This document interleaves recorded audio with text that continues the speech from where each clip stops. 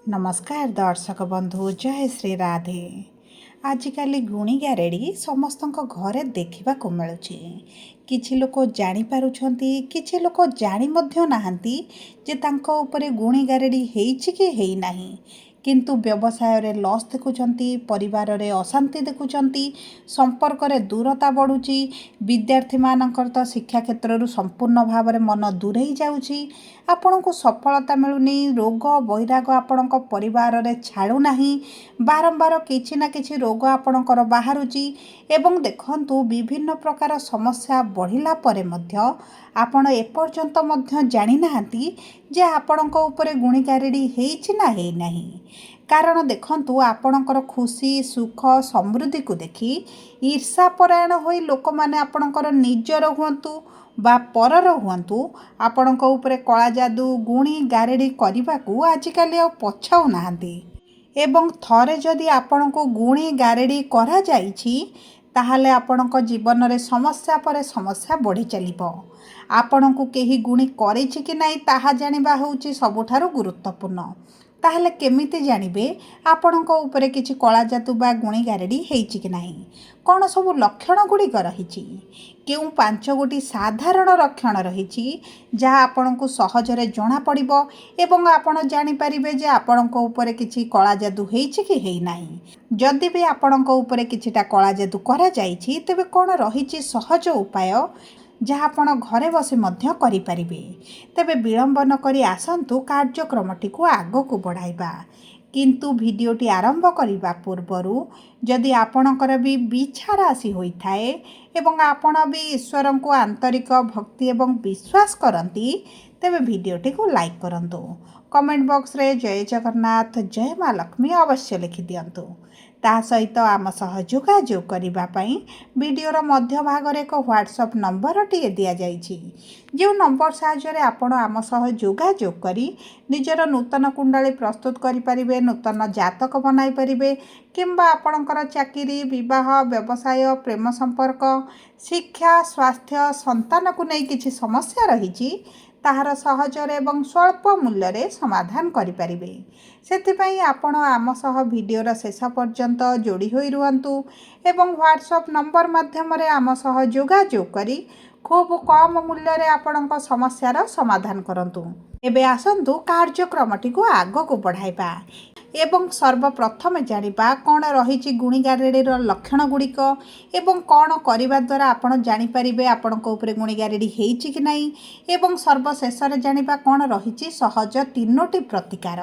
तेबे सर्वप्रथम देखंतु आपणक शरीर में स्वास्थ्यगत समस्याटी बढ़ी चलिबो, अचानक आपणकर स्वास्थ्य हानि हेबो, आपणकर विभिन्न प्रकार रोग बैराग बाहरिबा परे मध्य आपण निजे निजे असुस्थता अनुभव कले मध्य आपणक मेडिकल रिपोर्ट सठिक रहिबो, आपणकर जेकोसी टेस्ट करंतु सेथिरे रिपोर्ट आपणकर नॉर्मल आसीबो, सब परे किंतु आपणको स्वास्थ्यगत समस्याटी घेरी चलिथिबो ताहले जानि रखंतु आपणक उपरे गुणी गारेड़ी हेइछि।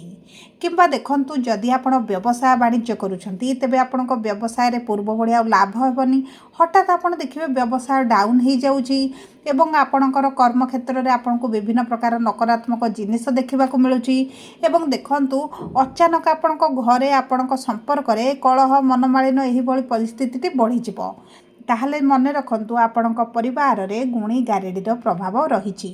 एवं द्वितीयटी हेउछि आपणक खाद्य रे आपणको स्वादटी जना पड़िबनी किंबा आपणको एतडा भोक लागिबो नाही किंबा आपण आवश्यकताटू अधिक खाइबा आरंभ करिवे, किंतु देखंतु आपण आवश्यकताटू अधिक खाइले मध्य आपणको स्वास्थ्य रे लागिबनी, आपणकर धीरे धीरे ओजन कमिबा आरंभ होइजिवो, आपणको राति रे निद हेबनी, निद समस्या सहित आपण एक प्रकार मानसिक चिंतार रहिला भली अनुभव करिवे। तेबे जानंतु जे आपणको उपरे केही ना केही कला जादू निश्चित भाव रे करिछि।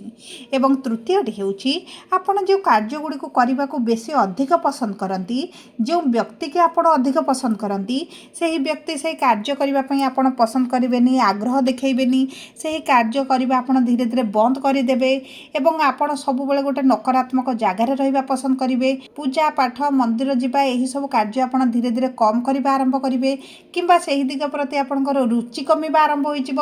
ତେବେ ମନେ ରଖନ୍ତୁ ଆପଣଙ୍କ ଉପରେ କେହି ନା କେହି କଳା ଯାଦୁ ନିଶ୍ଚିତ ଭାବରେ କରିଛି।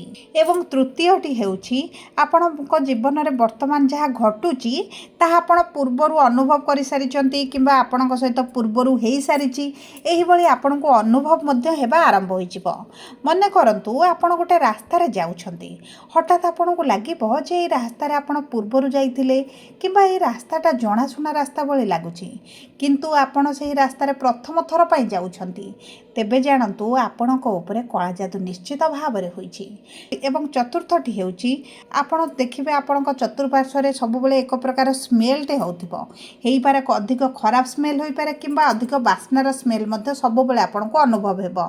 ଆପଣଙ୍କ ପାଖରେ କେହି ଥିଲା ଭଳି ଲାଗିପାରେ, ଆପଣଙ୍କ ପାଖ ଦେଇ କେହି ଚାଲିଗଲା ଭଳି ଅନୁଭବ ହୋଇପାରେ, ଆପଣଙ୍କ ପାଦ ତଳ ସବୁବେଳେ ଦରଜ ହେଲା ଭଳି ମଧ୍ୟ ଆପଣଙ୍କୁ ଲାଗିପାରେ। ଦେଖନ୍ତୁ ଆପଣଙ୍କ ମେଡ଼ିକାଲ ଟେଷ୍ଟ ରିପୋର୍ଟ କରିବା ପରେ ପାଦ ତଳ ପାଇଁ କିଛିଟା ସମସ୍ୟା ମେଡ଼ିକାଲରେ ନ ଦେଖାଗଲେ ମଧ୍ୟ ଆପଣ ନିଶ୍ଚିତ ଭାବରେ ଯଦି ଅନୁଭବ କରୁଛନ୍ତି ତେବେ ମଧ୍ୟ ଆପଣଙ୍କ ଉପରେ କେହି ନା କେହି କଳା ଯାଦୁ କରି ରଖିଛି। ଏବଂ ପଞ୍ଚମଟି ହେଉଛି ସବୁଠାରୁ ବଡ଼ କଥା ହେଉଛି ଆପଣଙ୍କ ବ୍ୟବହାର ବଦଳିଯିବ। ଆପଣଙ୍କର ପୂର୍ବରୁ ଯେଉଁଭଳି ବ୍ୟବହାର ରହିଛି ସେହି ବ୍ୟବହାର ଆପଣ ଆଉ ଦେଖିବେନି। ଆପଣଙ୍କ ସ୍ୱୟଂର ଶରୀରରୁ ଅଲଗା ପ୍ରକାର ସ୍ମେଲ୍ ଆପଣ ଅନୁଭବ କରିବେ। ଶରୀରରେ ଦେଖିବେ ଛୋଟ ଛୋଟ ଦାଗ ଗୁଡ଼ିକ ଆପଣଙ୍କୁ ଦେଖାଯିବ। ଆପଣଙ୍କର ଶରୀର କେଉଁଠି ମାଡ଼ ହୋଇନି କିମ୍ବା କିଛି ଆଘାତ ଲାଗିନି, କିନ୍ତୁ ଆପଣଙ୍କ ଶରୀରରେ ଦାଗ ଗୁଡ଼ିକ ପାଇବେ। ଆପଣଙ୍କ ଆଖି ତଳଟି ଧୀରେ ଧୀରେ କଳା ପଡ଼ିବା ଆରମ୍ଭ ହୋଇଯିବ। ଏବଂ ଆପଣ ଦେଖିବେ ସୂର୍ଯ୍ୟ ଅସ୍ତ ସମୟରେ ମାନେ ସନ୍ଧ୍ୟା ସମୟରେ ଆପଣଙ୍କୁ ଗୋଟେ ବେଚୈନି ଅନୁଭବ ହେବ। ଆପଣଙ୍କୁ ଯେପରି ଟିକେ ଅସ୍ତବ୍ୟସ୍ତ ଲାଗିଲା ଭଳି ମଧ୍ୟ ଆପଣ ଅନୁଭବ କରିପାରନ୍ତି। ମନରେ ସବୁବେଳେ ନକାରାତ୍ମକ ଚିନ୍ତା ହିଁ ଆସୁଥିବ। କିଛି ନା କିଛି ନକାରାତ୍ମକ ଚିନ୍ତାଧାରା ଆସିବ ନିଜକୁ ନେଇ, ପରିବାରକୁ ନେଇ। ଦେଖନ୍ତୁ ଏହିଭଳି ଯଦି ଆପଣ କିଛିଟା ଦେଖୁଛନ୍ତି ତେବେ ଜାଣି ରଖନ୍ତୁ ଯେ ଆପଣଙ୍କ ଉପରେ କଳା ଯାଦୁ ହେଇଛି। ତଥାପି ବି ମଧ୍ୟ ଏହିସବୁ ଲକ୍ଷଣ ଗୁଡ଼ିକ ହେଉଛି ସାଧାରଣ କିଛିଟା ଛୋଟ ମୋଟ ଗୁଣିଗାରେଡ଼ିର ଲକ୍ଷଣ। ଯଦି ଆପଣଙ୍କ ଉପରେ ଭୟଙ୍କର ଗୁଣିଗାରେଡ଼ି ହେଇଛି ତେବେ ଆପଣଙ୍କୁ ବହୁତ ଅଧିକ ଭୟଙ୍କର ଅନୁଭୂତି ମଧ୍ୟ ହୋଇପାରେ। ଦେଖନ୍ତୁ ଯଦି ବି ଏହି 5ଟି ଲକ୍ଷଣ ମଧ୍ୟରୁ ଆପଣଙ୍କୁ କିଛି ବି ଲକ୍ଷଣ ଦେଖୁଛନ୍ତି ତେବେ ନିଶ୍ଚିତ ଭାବରେ ଏହି ଉପାୟ କରନ୍ତୁ। ସର୍ବପ୍ରଥମେ ଜାଣନ୍ତୁ, କନଫର୍ମ ହୁଅନ୍ତୁ ଯେ ଆପଣଙ୍କ ଉପରେ ଗୁଣିଗାରେଡ଼ି ହେଇଛି କି ନାହିଁ ବା ଆପଣଙ୍କର ଏହା ସବୁ ମନର ଭ୍ରମ ଅଟେ। ଆପଣ ସର୍ବପ୍ରଥମେ ଗୋଟେ କାଚ ଗ୍ଲାସଟିଏ ଆଣନ୍ତୁ। କାଚ ଗ୍ଲାସରେ ସ୍ୱଚ୍ଛ ଜଳ ଅଧ ଗ୍ଲାସ ଆପଣ ରଖନ୍ତୁ ଏବଂ ସେହି ପାଣିରେ ଆପଣ ଚାମଚେ ଲୁଣ ପକାଇ ପାଣିରେ ମିଶ୍ରିତ କରିଦିଅନ୍ତୁ ଏବଂ ସେହି ପାଣିରେ ସମ୍ପୂର୍ଣ୍ଣ ଭାବରେ ଲୁଣଟିକୁ ମିଶାଇବେ। ତାପରେ ଆପଣ ସେହି ପାଣି ଗ୍ଲାସଟିକୁ ନେଇ ଘରର ଏମିତି ଜାଗାରେ ରଖନ୍ତୁ ଯେଉଁ ଜାଗାକୁ ଲୋକଙ୍କର ଏତେଟା ଚଳପ୍ରଚଳ ନଥିବ, ସ୍ଥାନଟି ସବୁବେଳେ ସ୍ଥିର ରହୁଥିବ କିମ୍ବା କୌଣସି ଲୋକ ଯାତାୟାତ ଏତେଟା ସେହି ଏରିଆରେ ନଥିବ। ସେହି ଏରିଆଟା ଆପଣଙ୍କର ଏକ ପ୍ରକାର ବନ୍ଦ ରହିଲା ଭଳି ଆପଣ ଭାବୁଥିବେ। ସେହି ଏରିଆରେ ଆପଣ 1 ସପ୍ତାହ ପର୍ଯ୍ୟନ୍ତ ସେହି ପାଣି ଗ୍ଲାସଟିକୁ ରଖନ୍ତୁ ଏବଂ ଦେଖିବେ 1 ସପ୍ତାହ ପରେ ଯେତେବେଳେ ସେହି ପାଣି ଗ୍ଲାସଟିକୁ କାଢ଼ିବେ, ଯଦି ଆପଣଙ୍କର ପାଣିଟି ପୂର୍ବ ଭଳି ସେହି ସ୍ୱଚ୍ଛ ହେଇକି ରହିଛି, କିଛି ସେଥିରେ ପରିବର୍ତ୍ତନ ଆସିନି, ତେବେ ଜାଣିବେ ଆପଣଙ୍କ ଉପରେ କୌଣସି ପ୍ରକାର କଳା ଯାଦୁ କିମ୍ବା କୌଣସି ପ୍ରକାର ଗୁଣିଗାରେଡ଼ି ହୋଇନାହିଁ। ଯଦି ଦେଖିବେ ଆପଣଙ୍କର ସେହି ପାଣିରେ କିଛିଟା ସ୍ମେଲ୍ ଆସୁଛି କିମ୍ବା ପାଣିର ରଙ୍ଗ ପରିବର୍ତ୍ତନ ହୋଇଯାଇଛି କିମ୍ବା ଆପଣଙ୍କ ପାଣିରେ କିଛିଟା ଫେଣ ଭଳି ଦେଖାଯାଉଛି, ତେବେ ଜାଣନ୍ତୁ ଯେ ଆପଣଙ୍କ ପରିବାର ଉପରେ କେହି ନା କେହି କଳା ଯାଦୁ କରି ରଖିଛି। ଆପଣଙ୍କ ଘରେ କିଛି ନା କିଛି ବ୍ଲାକ୍ ମ୍ୟାଜିକ୍ କରାଯାଇଛି। ତେବେ ଦେଖନ୍ତୁ ଏହି ବ୍ଲାକ୍ ମ୍ୟାଜିକ୍ରୁ ମୁକ୍ତ ପାଇବା ପାଇଁ କ'ଣ ରହିଛି 3ଟି ସହଜ ଉପାୟ। ସର୍ବପ୍ରଥମେ ଆପଣ ଗୋଟେ ସଫା କଳା କପଡ଼ାଟିଏ ନିଅନ୍ତୁ। ନୂତନ କପଡ଼ା ନେବେ, ବ୍ୟବହାର କପଡ଼ା ବ୍ୟବହାର କରିବେ ନାହିଁ।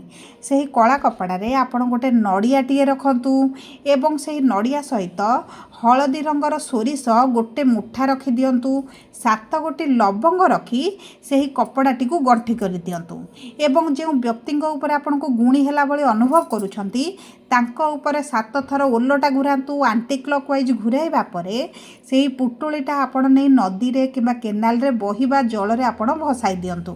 ଦେଖିବେ ଆପଣଙ୍କ ଧୀରେ ଧୀରେ ସ୍ୱାସ୍ଥ୍ୟରେ ପରିବର୍ତ୍ତନ ଆସିବ, ଆପଣଙ୍କ ପାରିବାରିକ ସ୍ଥିତିରେ ଉନ୍ନତି ଦେଖିବେ, ଆପଣଙ୍କ ବ୍ୟବସାୟ ମଧ୍ୟ ଚାଲିବା ଆରମ୍ଭ ହୋଇଯିବ। ଦ୍ୱିତୀୟ ଉପାୟ ହେଉଛି ଗାଈଙ୍କ ଗୋବରରେ ଯେଉଁ ଘଷି କରାଯାଏ ସେହି ଘଷିର ଧୂଆଁ କରିବେ ଏବଂ ସେହି ଧୂଆଁରେ ଆପଣ ହଳଦୀ ରଙ୍ଗର ସୋରିଷ କିଛି ମିଶାଇବେ, ଲବଙ୍ଗ, ଝୁଣା, जायफल एवं किछिटा कर्पूर मिसाई सकाळ समय एवं संध्या समय आपण गृह रे धुआं देबे एवं से धुआं गुड़िक आपण को लगातार 45 दिन पर्यंत करने परे आपण परिवार धीरे धीरे परिवर्तन हम आपण भाग्यर मध्य परिवर्तन आपण अनुभव करेंगे।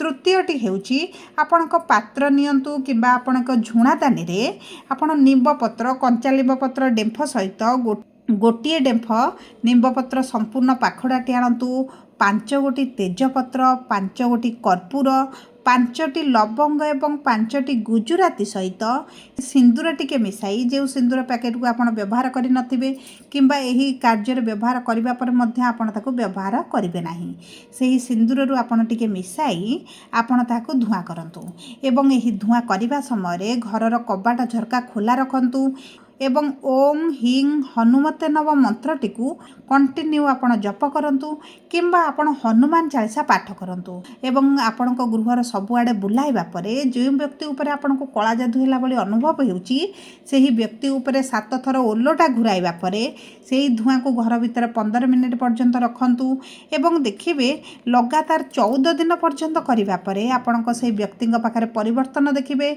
आपण को परिवार रे मध्य परिवर्तन देखिबा आरंभ करिबे। तो धन्यवाद।